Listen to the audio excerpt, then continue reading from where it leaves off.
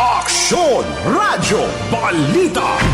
Kalipunan ng mga maiinit, naglalagablab at umuusok na mga balitang lokal, nasyonal, international, weather, showbiz, sports, human interest at iba pa na nakalap sa bulwagang pambalitaan ng DWCM.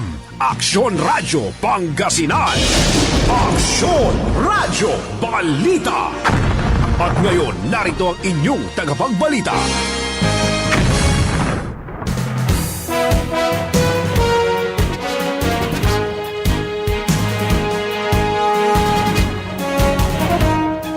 Maaksyong umaga sa inyo lahat mga kaibigan, mga kaaksyon, magandang mga Pilipinas, maaksyong umaga Pangasinan. Araw ngayon ng Huwebes, Enero 20, 2022. Sumasa inyong programa Aksyon Radyo Balita. Kasama ko ninyo, Aksyon Aikab de Salapasyon. At sa ating Master Control nariyan po, Aksyon Conrad Alvarez. Sa ulo ng ating mga balita ngayong umaga sa ating balitang lokal, dating Mayor Bona Paraino ng Mangaldan. Muling itinangging siyang nasa likod ng pagsampa ng kasong rape laban kay CESA Secretary Raul Lambino. Sinabihan pa itong mahiya naman. Dating Mangaldan Mayor Bona Paraino, pabor umanong may sa ilalim sa hotspot ang bayan ng Mangaldan ngayong halalan. Klase sa mga pampublikong paaralan sa Pangasinan 2 Schools Division ng DepEd kinansela ng isang linggo. At ilang opisina sa munisipyo ng Calasiao isinailalim sa granular lockdown. Para sa ating mga police reports, 80 anyos na lolo kinulong dahil sa pagnanakaw umano ng mangga. LGU Binmaloy inireklamo ang rice trader na nag-deliver ng di magandang kalidad ng mga bigas. At 3 kalaboso dahil sa illegal na sugal. Para naman sa ating balitang pambansa, 2022 election ballots okay na ngayong buwan ng Abril ayon sa COMELEC. At, di ako maniniwala rito, internet ranking ng Pilipinas noong Disyembre, gumanda pa raw ayon sa UKLA. Balita naman sa ibayong dagat mga kaaksyon, mantika na ginagamit sa pagluluto pwede rin daw gamitin sa electric cars sa bansang Australia. Sa ating showbiz news mga ka-aksyon, kalungkot ko na balita. Action ko na kung may play yung soundbed natin dito mamaya. Veteranong komedyante na si Don Pepot, pumanaw na. At sa ating sports news, Fight of the Year sequel din na Donaire at Inoue, nasa negosasyon na. Muli yung mga ka-aksyon, sumasa inyo Aksyon Radyo Balita. Kasama nyo pa rin Aksyon Aikab de Salapasyon at sa ating Master Control na riyan ho, Aksyon Conrad Alvarez. Para sa ating mga balita ngayong umaga sa ating balitang lokal, kinontra ni dating Mangaldan Mayor Bona Fedepera Paraino ang aligasyon sa kanya ni CESA Secretary Raul Lambino na siyang may pakana ng pagsasampa ng kasong panggagahasa laban dito at umano'y child abuse naman laban kay incumbent Mayor Marlene Lambino. Ayon kay dating Mayor Paraino, hindi nito kilalang mag-inang Rosela at Maricar Tabano na nagreklamo laban sa mag-asawang Lambino at wala rin daw itong kakilala mula sa grupong Citizens Movement Against Crime, Corruption, Illegal Drugs and Gambling Incorporated. Nalaman lamang umano nito na may ganitong grupo nang pumutok ang kontrobersya laban kay Secretary Lambino. Doon ko lang po nalaman na meron palang ganyan na nag-press con sila sa Tarla. Now I believe that whoever is behind this is just trying to use my name to hide their identities for fear of reproach. Naniniwala naman sa dating Mayor Paraino na kung sino man umano nasa likod nito ay ginagamit lamang ang kanyang pangalan. Pati na dapat ngayon ni Secretary Lambino na wala raw siyang kinalaman sa binabatong kaso ngayon sa kalihim, subalit sinasamantala pa rin daw ng sitwasyon at nilagyan pa umano ng kulay politika. Shame on them. Maya naman po sana kayo sa mga kababayan natin sa Mangaldan. Harapin nyo na lang po ang kaso. Total, abogado naman po kayo. Huwag na po kayong mandamay ng kung sino-sinong tao para lang magamit ninyo bilang depensa ninyo. Kung inosente po kayo, patunayan nyo na lang po sa korte. Ayon pa kay dating Mayor Paraino, ngayon lamang nito naranasan na naidawit ang kanyang pangalan sa isang kaso. Muling iginit nito na wala siyang intensyon na gamitin ang kontrobersyang ito upang manira ng katunggali sa eleksyon. Ang laban kasi nila ni Mayor Marlene Lambino ngayong eleksyon ay patungkol umano sa leadership o pamumuno kung sino raw ang mahusay na makapagsisilbi sa kanyang kababayan. On my part, put it in record that I have nothing to do with such case. I have no intention to use the controversy as smear campaign during the electoral race with his wife. Hindi ko po yan character. Sinabi pa ni Paraino na kung totoong inosente umano si Secretary Lambino sa aligasyon ay kanya itong patunayan. Pero kung may kinalaman ay dapat lamang daw na managot dahil walang babae anya ang deserve na makaranas ng di makataong pagtrato mula sa isang government official. Samantala tinawag naman niyang selective at taliwas ang sinasabi ni Secretary Lambino matapos sabing sinungaling ang mag-inang nag-akusa sa kanya pero naniniwalang may kinalaman ng dating mayor sa pagsampa ng kaso matapos magpasalamat umano mga ito sa pagtulong sa kanya. Ang sabi mo, liars sila, hindi ka naniniwala. Pero pinipili mo kung ano yung pinapaniwalaan mo. Pinaniwalaan mo na ako ay pinasalamatan nila. It's contradictory for him to take that words of liars as a gospel truth. Nilinaw naman ito na kung mayroon mang lumapit sa kanya na biktima ng panggagahasa at magpatulong ay tutulungan niya ito. Pero sa kasong ito ay hindi lumapit sa kanyang mag-inang Rosella at Maricar. Nakiusap naman ito sa mga Lambino na itigil ng paggawa ng political scene para umano sa kanilang pansariling mga problema. Pinastigo rin ang dating alkalde ang ginawang pambibintang sa isa niyang tauhan na si Salvador Bisperas de Guzman, dating barangay Kagawad, bilang si Attorney Salvador Singson de Guzman umano na pinuno raw ng grupong Citizens Movement Against Crime, Corruption, Illegal Drugs and Gambling Incorporated na nasa likuran ng pagsasampa umano ng kaso. Ngayon lang anya nangyayari sa kasaysayan ng mga aldan na may ganitong uri ng sitwasyon. Ang balitang ito ay hatid sa inyo ng Centrum Advance. Para sa extra resistensya at proteksyong pangbuong katawan, take Centrum Advance everyday. Ang balitang ito ay hatid sa inyo ng ACS Manufacturing Corporation, ISO Certified, World-Class Quality. May kinalaman pa rin sa ulat na yan mga kaaksyon. Pabor si dating mga aldan Mayor Boniface de Vera Paraino na may sa ilalim umano ang kanilang bayan bilang election hotspot o area of immediate concern para sa nalalapit na halalan. Aniya natatakot ito para sa kanilang sariling buhay dahil sa pinakahuling kaganapan ngayon na siya pa ay inakusahan na nasa likuran ng pagsampa ng kaso laban kay CISA Secretary Laur Lambino na marin niyang itinanggi. At dahil dito, hihilingin daw niya sa pulisya na bigyan siya ng karagdagang seguridad. Ang sabi mo, liars sila, hindi ka naniniwala. Pero pinipili mo kung ano yung pinapili for my life. Yes, ay gabay tumagtabat at manlingkod at balik tayo. Then why am I tangled with this kind of activities? Kaya nga sabi ko sa inyo, if something happens to me during today and on, na hindi pwedeng ganito lang, hindi pwede na may gumawa ng masama, at hindi pwede na ang puwersa na ganyang klase na gumagawa ng mga ganyan ay darating dito sa mga dan. Yes, it is a hot spot. Nito hinikayat naman ni Paraino ang pulisya na bantayan ang sinasabi ng Lambino Camp na umano ay may 25 kataong grupo naman ng Team Mangaldan. Lumakas pa raw sila dahil sa pangyayaring ito dahil nakita nila kung anong uring klase ng eleksyon umano mangyayari. Samantala handa naman daw ang dating alkalde sa kung anong kaso ang posibleng isampa sa kanya dahil alam naman daw nitong wala siyang ginagawang mali. Wala naman daw ito nakitang reaksyon sa inilabas na manifest of support ng sangguniang bayan members kay Secretary Lambino at kay Mayor Lambino dahil hindi naman daw ito hawak ang kanilang kautusan. Subalit wala naman daw magiging silbi ang manifest of support kapag korte na ang pinag-uusapan. May panawagan naman ito sa mga kabataan ngayong boboto na maging mapagmatsyag sa mga smear campaigns at bumoto ng ayon sa nararapat at huwag na lamang daw idaan sa pera. Muli itong giniit na leadership umano ang labanan at hindi kwarta.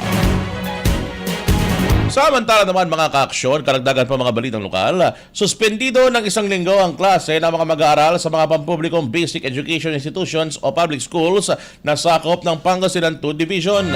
Ayon sa memorandum na inilabas kahapon ni Pangasinan 2 Division School Superintendent Danilo Sison, ipinag-utos ito ang suspensyon ng klase mula elementary school at secondary schools sa mga public na schools sa naturang division mula January 24 hanggang January 28. Samantala, ibinigay naman ito ang discretion na i-adapt ng administrasyon ng mga pribadong paaralan ang naturang kautusan.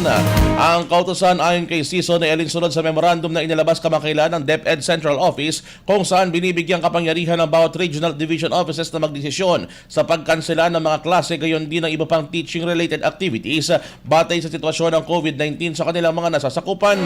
Sa panahon ng suspensyon ng klase, tinukoy na dapat walang magsagawa ng online classes, modular classes, at gayon din ang submission ng iba pang mga academic requirements, maging ang distribution at koleksyon ng mga module. Mahigpit ngayong binabantayan ng Dagupan City Health Office sa mga establishmento sa lungsod sa mga naitatalang workplace infection ng COVID-19. Sa isang panayam, sinabi ni City COVID-19 Focal Person Dr. Ofelia Rivera na may ilan umano sa mga naitatalang kaso ng COVID-19 sa lungsod ay mga empleyado ng iba't ibang mga negosyo. Sa ngayon, batay sa tala ng CHO, hanggang January 18 ng taong ito, nasa 594 na ang aktibong kaso ng sakit sa lungsod. Ayon kay Rivera, na itatala ang workplace infection dahil sa posibleng pagkukumpol ng mga empleyado o hindi rin pagsusuot ng face mask sa loob ng kanilang mga opisina. Hinggil dito, binalaan nito ang mga establishmento sa lungsod na posibleng isa ilalim sa lockdown ng mga opisina o sila'y makapagtatala ng kaso ng COVID-19. Sa katunayan, anya, may ilang mga opisina na sa lungsod ang kanilang inaiswa ng closure order dahil na rin sa pagtatala ng hawaan ng sakit sa loob ng trabaho. Samantala, ninido naman nito ng closure order pansamantalang pagpapasara lamang sa mga opisina upang dumaan sa disinfection and sanitation bago muling payagang pumasok ang mga empleyado. Samantala, mula sa lungsod ng Dagupan, dumako naman tayo sa bayan ng Calasiao. Isinailalim simula kahapon hanggang bukas, January 21, sa granular lockdown ng ilang mga opisina ng mga pamahalang bayan ng Calasiao upang bigyang daan ang pagsasagawa ng disinfection at contact tracing. Sa Executive Order No. 6 Series of 2023 pinalabas ni Mayor Joseph Arman Bozon, sinabi niya na hanggang nitong January 18, nasa 26 na mga empleyado ng lokal na pamahalaan ng Calasiao nagpositibo sa COVID-19 batay sa isinagawang antigen test ng Municipal Health Office. Magkagayon man, mananatili naman sa normal na operasyon ng MDRRMO, POSO, Municipal Environment and Natural Resources Office, Municipal Birthing Clinic, and the Market Officers of the Economic Enterprise Office upang matiyak na hindi maantala ang paghatid ng basic frontline services.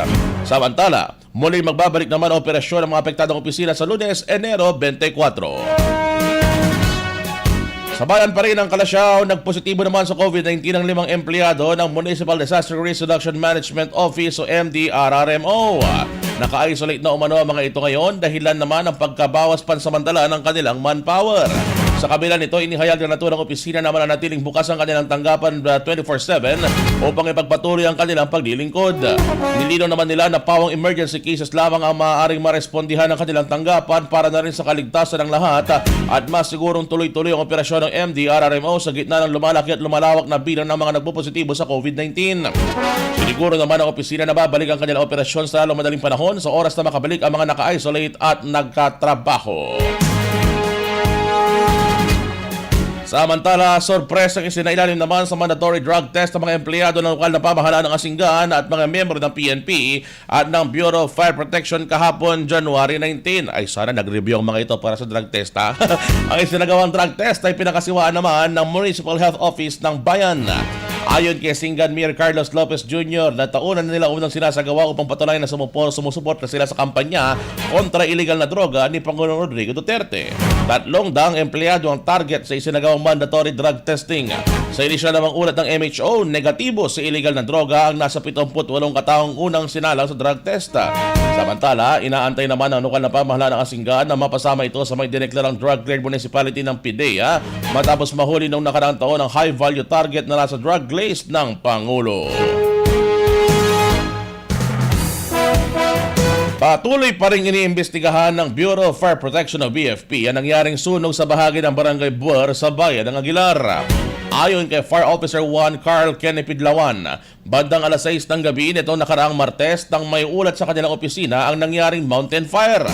Sinabi niya na sinubukan nilang apulahin ang naturang sunog subalit bigo silang makapasok sa lugar dahil wala man ibang maaaring daanan ng kanilang mga fire truck. Sa halip, ayon kay Pidlawan, kanilang pinakiusapan ng mga barangay officials sa lugar upang agad maapula sakaling umabot man sa residential area. Sa Sa inisyal na teorya ng mga otoridad, posibleng umanong grass fire ang pinagmulan ng nasabing sunog.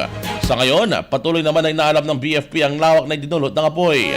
Ang nasabing mountain range ay isa sa mga paboritong destinasyon ng ilang mga hikers sa lalawigan. Aksyon Radyo. Police Report. Para naman sa ating mga police report, mahigit isang linggo na ngayon nakakulong sa Asinggan PNP Detention Cell ang isang 80 anyos na lolo matapos umanong kasuhan ng pagnanakaw. Hinuli ng mga pulis sa bisa ng warrant of arrest ng akusado na si Leonardo Flores ng Barangay Bantog sa nasabing bayan. Inakusahan ito umano'y nagnakaw ng mangga matapos itong ipapitas sa iba ang bunga ng punong kanyang itinanim. Subalit nang makapagbakod daw ang may-ari ng lupa, sinakop na nito ang kinaroroonan ng puno. Gusto na sana nitong igaregluhin ang kaso dahil wala naman daw 10 kilong napitas na mangga, subalit hindi naman siya pinagbigyan. Samantala, pinagpipiyansa naman ng korte ang 6,000 piso si Flores para sa kanyang pansamantalang kalayaan. Subalit dahil nakasuspende ang mga korte dahil sa banta ng COVID-19, ay bigay itong makapaglagak nito. Dumulog naman sa pulisya si Binmali Municipal Administrator Diomedes Bonalos at inireklamo ang rice trader na binilhan nila ng libo-libong sako ng bigas para sa mga ayuda at distribusyon para sa mga kababayan sa bayan ng Binmalay. Ayon sa reklamo ni Bonalos, nag-order ito ng mahigit kumulang 18,000 sako ng bigas na nagkakahalaga ng 3,494,000 pesos sa negosyante na nagangalang Shirley Carbonell na may-ari ng isang rice stall sa lungsod ng San Carlos. Nang matanggap ang mga bigas at isinagawa ang delivery nito sa mga kabahayan na bilang bahagi ng ayuda, ay inula ng LGU ng mga reklamo dahil sa hindi magandang kalidad at mabahong amoy ng bigas. Samantala, nagreklamo rin si Carbonell sa isa pang supplier na pinag-orderan naman ito ng 8,884 na sako ng bigas. Natuklasan nitong may halo palang hindi magandang kalidad ng bigas na ibinigay sa kanya ng isang Joel Alclero ng Nueva Ecija. Patuloy ang ginagawang investigasyon ng otoridad sa naturang insidente. Panghuling police report. Kalaboso naman ang 3 katao dahil sa pagsugal ng Tong 8 sa bayan ng Santa Maria. Nagsagawa ng anti-illegal gambling operations ang pulisya sa Sitio Esperanzahan, Barangay Poblacion West, at doon nahuli sina Noemi Lugatok, Manuel Ibasco at Andrew Morano na pawang mga residente sa lugar. Nakumpiska sa kanilang isang set ng baraha, mesa, upuan at humigit kumulang 1,700 pesos na pataya. Inihanda ng kaukulang kaso laban sa mga sospek. Samantala, para naman sa ating balitang pambansa, election ballots para sa desisyon 2022 okay na umano pagdating ng Abril ayon sa COMELEC. At internet speed ng Pilipinas noong Disyembre gumanda pa raw ayon sa UCLA. Detalye ng mga balita nga sa mga balitang Aksyon Radyo. Diyan lamang kayo, dito lang kami. Ang tubig ay buhay. Pangalagaan natin ito. Panatilihing malinis at maayos ang daloy nito. Ang mensaheng yan hatid sa inyo ng Binmalay Water District. Kung meron man kayong alam na mga illegal na koneksyon o mga tumatagas na tubig mula sa kanilang tubo, ipagbigay alam sa kanilang tanggapan. Sa Luna Street, Poblasyon, Binmalay, Pangasinan, sa likuran lamang ng Municipal Public Auditorium o itawag sa telepono 540-0054 o 540-0058. Binmalay Water District. Ang Central Pangasinan Electric Cooperative o Sintelco ay patuloy na nagbibigay ng paalaala sa mga consumer hinggil sa kalagayan ng serbisyo ng kuryente na kung mababa ang voltahe at kung may biglang pagkawala ng supply ng kuryente sa inyong mga lugar, agad itong ipagbigay alam sa punong tanggapan ng Sintelco sa San Carlos City o itawag sa telephone number 532-2222. Ang paanyaya ay mula sa Sintelco Board, Management and Staff.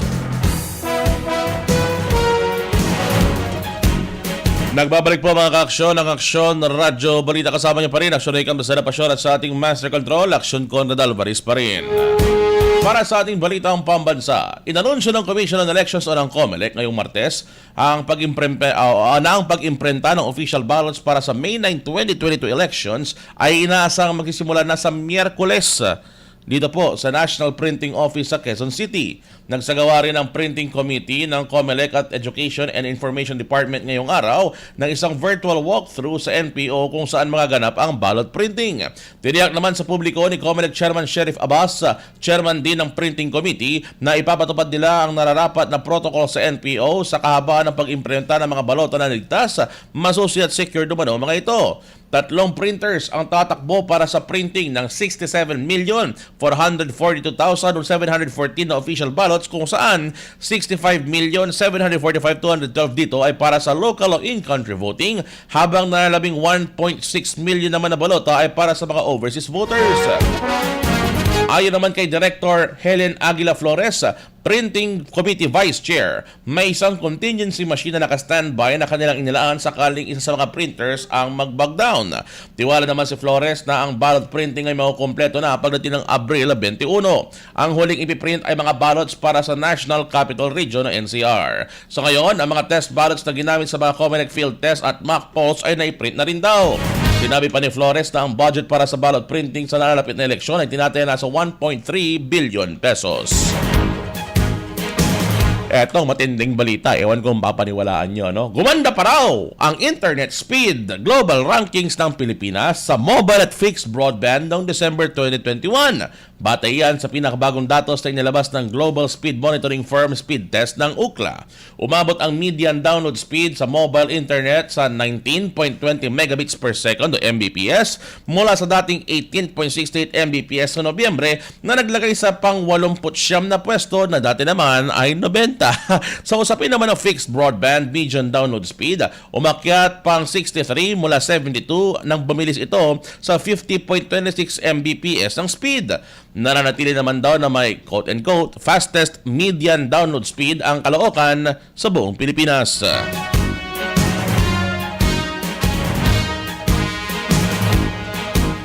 Balita naman sa ibayong dagat. Uy, sana magaya natin to rito ha. Doble na ang pakinabang ng mantika sa bansang Australia dahil matapos itong gamitin sa pagluluto, ay maaari na rin itong gamitin para patakbuhin ang mga electric cars.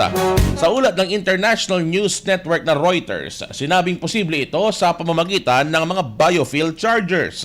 Nakakonekto mano ang off-the-shelf charger sa isang diesel generator na gumagana gamit ang mantika na siyang gagamitin sa pag-recharge ng electric cars. Sinabi ng developer ng biofuel chargers na kaya rin ito magkarga ng kuryente sa loob lamang ng 1 oras.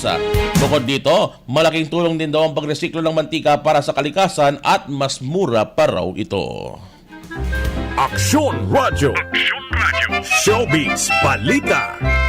Para sa ating balitang showbiz mga kaaksyon na kalungkot na balita, pumanaw na sa edad ng 88 ang veteranong komedyante na si Don Pepot o Ernesto Fajardo sa tunay na buhay. Ayon sa kanyang anak na si Michelle Fajardo na kinumpirma naman ang balita sa isang news site dito sa bansa, pumanaw si Don Pepot Martes ng gabi dahil sa severe pneumonia dulot ng COVID-19. Sumikat si Don Pepot noong 1980s at kilala siya sa pagganap sa John and Marcia at si Agimat, si Enteng Cabisote at si Ako. Nakatakdang i-cremate ang kanyang mga labi kagabi. Actually, na-cremate na pala kagabi, dyan po sa may Valenzuela City. Aksyon Radio. Sports News. Para naman sa ating balitang pampalakasan, ang pinakaabangan at pinakihintay na 2021 Fight of the Year sequel sa pagitan nila Unified IBF WBA The Ring Bantamweight Champion Naoya Monster Inoue ng Japan at WBC title holder the Filipino Flash Nonito Donaire ay nasa punto na ng negosasyon upang muling masaksihan ngayong buwan ng Abril sa Japan. Ibinulgar ni Probellum CEO at promoter ni Donaire na si Richard Schaefer na may pag-uusap na umano sa promoter ni Inoue na si Akihiko Honda ng Taken Promotions na muling ganapin sa Japan ang rematch habang hindi papahuli ang top-rank promotions ni Bob Arum kasunod ng pagpirma ni Inoue matapos talulin si Donaire sa unang paghaharap. Nagtapat ang dalawa, maalala mga kaaksyon na nagtapat ang dalawa noong November 7, 2019, sina Inoue na may 22-0-19 KOs at Donaire 42 wins, 6 losses, 28 KOs para sa unification bout at finals ng World Boxing Super Series Bantamweight Division sa sa Super Arena sa Saitama, Japan, kung saan nagresulta sa panalo para sa hometown hero na si Inoue para makakuha ng unanimous decision victory. Sa tagpong iyon ay nakatikim ng 11th round knockout si Donaire habang nakikipagbalatan si Inoue na may tama sa kanang mata na kinakita ng matinding palitan ng suntok sa isa't isa mula sa 227 na patama ni Inoue kumpara sa 141 lamang ni Donaire. Sa pool ng matalo sa mas batang si Inoue, muling bumangon ang 39 anyos na boksingero mula Talibon, Bohol para agawin ang WBC 118-pound title kay Nordin Ubali ng France via 4th round knockout noong May 21, 2021. Alright, baka tayo magpaalam, Action Conrad. Kaway-kaway muna tayo. Hello. Good morning sa mga ka-action natin. Kay Madam Lailani Manangkil Magno, dyan po sa may Arizona, USA. Madam, magandang umaga. Sabi, pwede rin. Lalo na may 5G na sa Pinas, pero keep improving pa. Ilang lugar lang naman ang may 5G eh. Yung dito sa Dagupan, Globe lang ang may 5G dito sa ngayon. Kay Madam Francisco Vera watching from Santa Barbara. Yan, mga umaga po sa inyo. Kay Madam Delia Cabais, Madam Precious Gem, magandang umaga sa inyo. At kay Sir Salomar Cancino, ayan, maksyong maga po sa inyo, no? Kay Madam Mirna Soriano Silan, hello. Kay Reynaldo Biagtan, at kay Madam Rose Montemer Pasyon, nakapilidon ka pero hindi ko kanayon. Maksyong maga po sa inyong lahat. Alright, at bati na rin ho natin mga listeners ho natin nakikinig ngayon sa 1161 kHz Rizal Carcha, Estrada Family, magandang umaga po sa inyo. Dyan po sa may bayan ng Kalasyaw, Remando Family, good morning po. Sa Ilumin Family, Manong Nestor, dyan po sa may Barangay Cruz, San Carlos City, hello. At of course, sa Madrid Family, nakikinig po dyan sa may San Carlos City rin ho, maksyong umaga po sa inyo. At yan pong kabuhan naman pinakaling balita ko natin ngayong umaga, sumasa inyo ho ang Aksyon Radyo Balita. Nakasama ko ninyo sa loob po ng 30 minutong balitaan. Sa ito at ang patumatag yung klaro, aksyon na hikam sa napasyon. Sa ating Master Control na yan ho, Aksyon Conrad Alvarez. Abangan ho nyo ako mamaya sa aking programa, alas 10 ng umaga po yan. Sa programang Aksyon Radyo Hato, marami ho tayong pag-uusapan dyan. At in the meantime, sunod na ho ang MIB, mga issue ng Bayan, SPN, si Pangasinan natin, ito lamang yan. Sa Aksyon Radyo, Pangasinan 1161 kHz. Sunod sa Aksyon ulit sa balita, sa